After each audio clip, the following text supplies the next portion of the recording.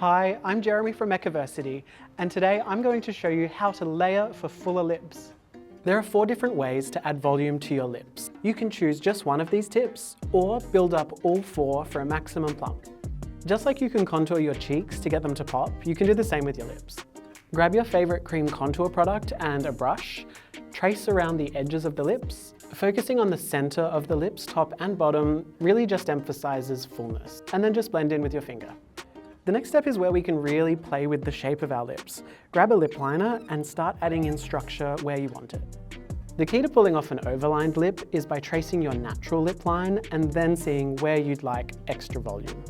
To make it easy, hold your liner on the side, starting at the inner corner of your lip, working towards the center for a really smooth line.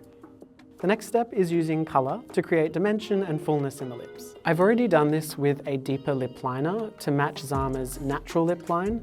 And now I'm using a lipstick that's 1 to 2 shades lighter than Zama's natural lip colour and blending it into the lip liner as another way to create contrast and emphasise volume in the lips.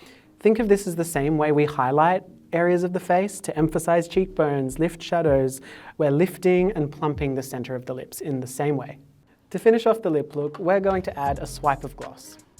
Glossy textures reflect the light and will make the lips look really voluminous. This is the ultimate step if you want your lips to look plump and juicy.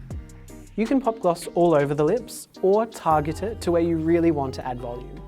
So those are 4 different ways that you can try to get your lips to look plump and juicy.